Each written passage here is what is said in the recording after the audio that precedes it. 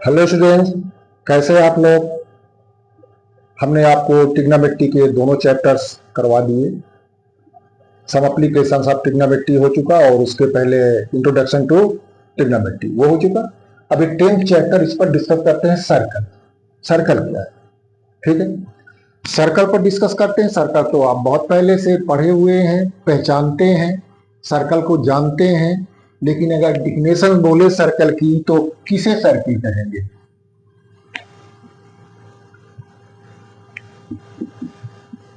Circle किसे कहेंगे? कुछ प्रैक्टिकल एग्जाम्पल्स आपको देखने हैं।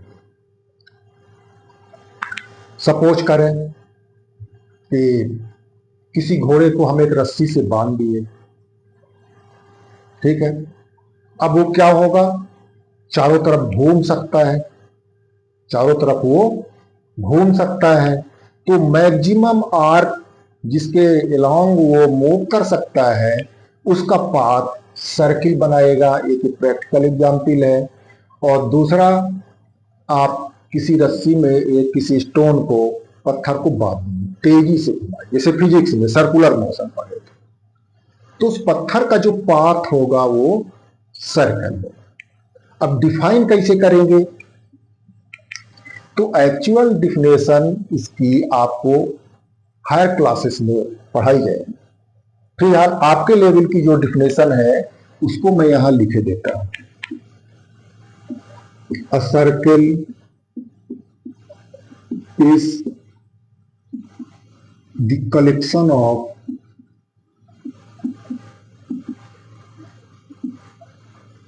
points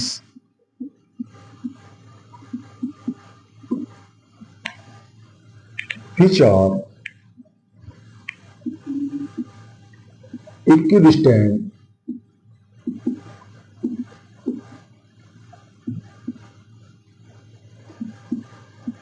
from a fixed point.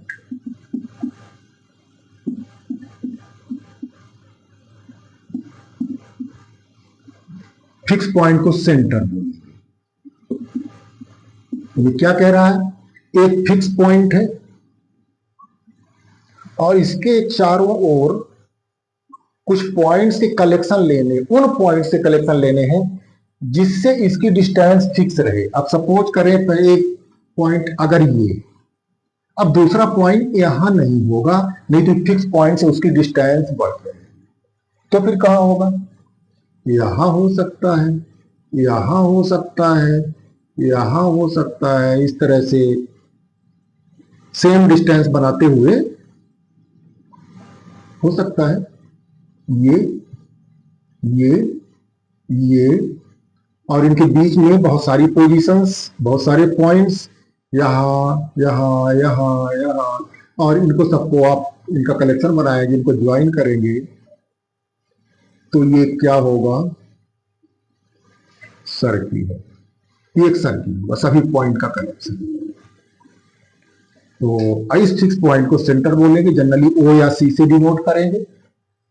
या और आप इसकी डिफिनेशंस को मॉडिफाइड करें तो क्या बोल सकेंगे?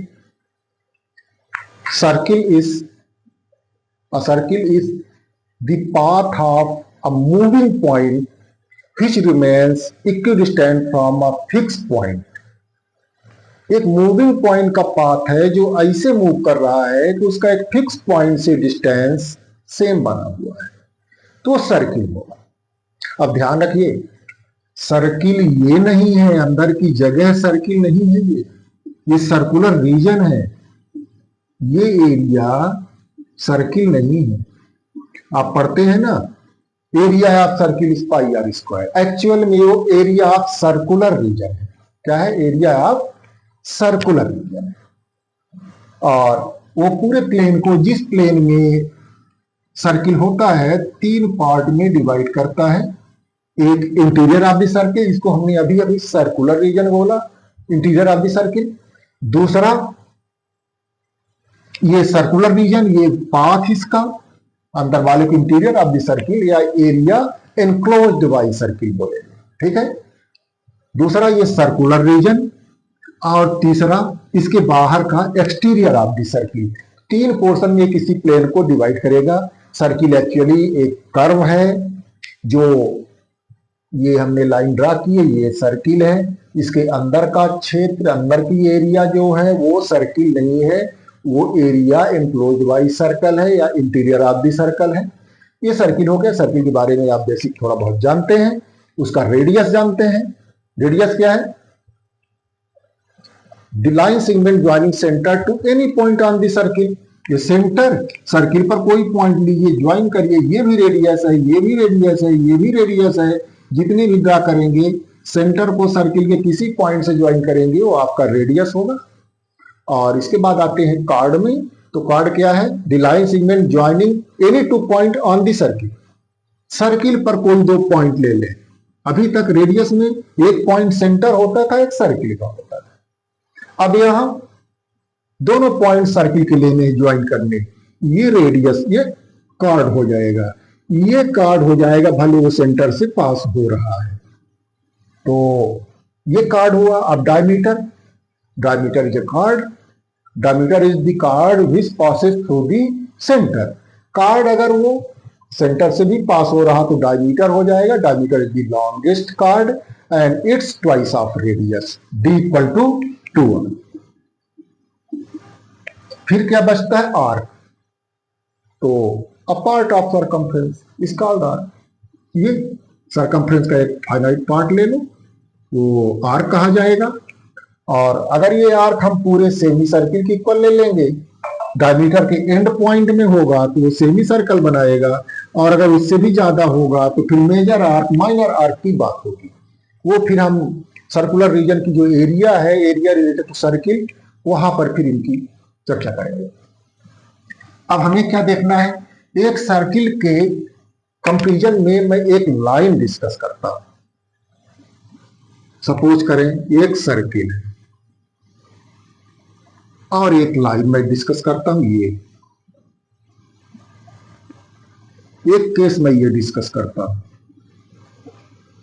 ये सर्किल है, ये एक लाइन है। एक तीसरा केस में ये कंसीडर करता हूं।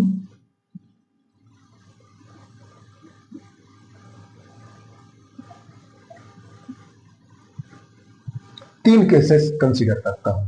फर्स्ट केस में उसको हम नॉन इंटरसेक्टिंग लाइन बोलेंगे। क्या बोलेंगे?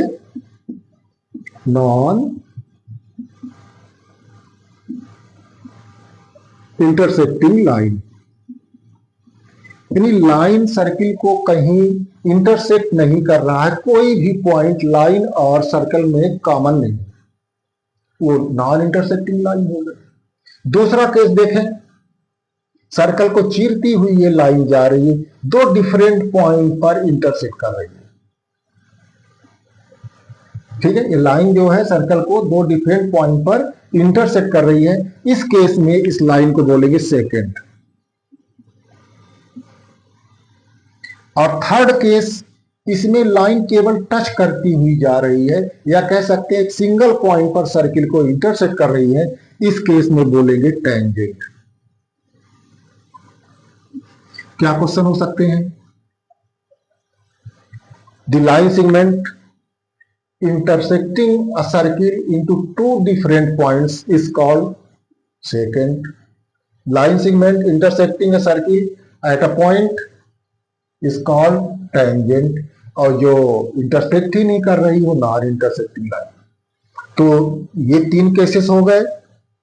अब इसमें देखता हूं ये सेकेंड और टेंजेंट। सेकेंड का ही स्पेशल केस टेंजेंट होगा। ये आपको यहां बताते हैं क्यों सेकेंड का स्पेशल केस टेंजेंट होगा। तो इन फिगर को रफ कर देता हूं।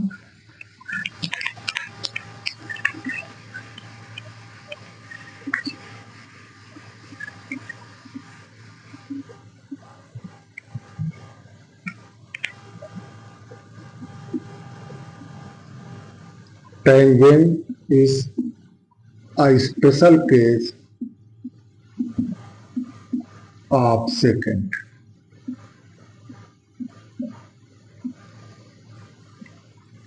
Consider a circle and a tangent to the circle that intersect circle at P and Q in two different points. एक हम सर्किल कंसीडर कर रहे हैं और उसका एक सेकंड कंसीडर कर रहे हैं जो सर्किल को हम जानते हैं सेकंड जो है सर्किल को दो डिफरेंट पॉइंट पर इंटरसेक्ट कर रही है, सेकंड हो गया। अब आपको काम क्या करना है,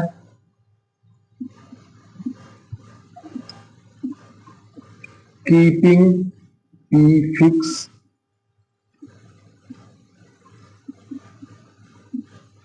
and tending Q towards P। हम P को फिक्स कर देते हैं इस पोजीशन में और Q को टेंड करवाते हैं P की ओर। तो सपोज करें Q अभी यहां है, अब Q अगर यहां आ गया तो ये लाइन कैसे बनी, ये सेकेंड इस तरह का हो गया, यानी जो इंटरसेप्टेड पोर्शन, ये Q का एक पोजीशन है, Q1 है सपोज, ये जो इंटरसेप्टेड पोर्शन था interior of the circular P की, ये थोड़ा स्मॉलर Q को और पास ले आए। हम Q को क्या कर रहे हैं, P की ओर ले आ रहे हैं, Q टेंड्स टू P। दूसरी पोजीशन देखें, यहां आ गया अगर Q सपोज Q2, तो अब ये लाइन आपकी ये इस तरह से बनी, ठीक है, ये इंटरसेप्टेड पोर्शन और स्मॉलर हो गया, Q2 P के और पास आ गया। अब कंडीशन एक ये सिचुएशन पोजीशन कंसीडर करें Q3, ये देखिए ये इंटरसेप्ट और कम हुआ। फाइनली अगर जब वो P पर कोइंसाइड कर जाए तो जो सेकेंड है वो टेंजेंट में रिड्यूस हो जाएगा। In limiting case,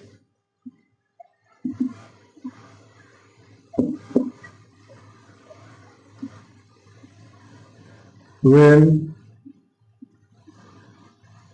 the point Q coincides with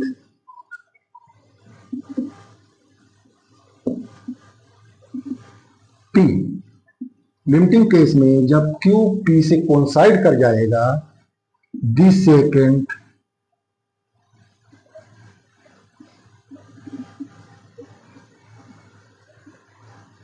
converted into tangent.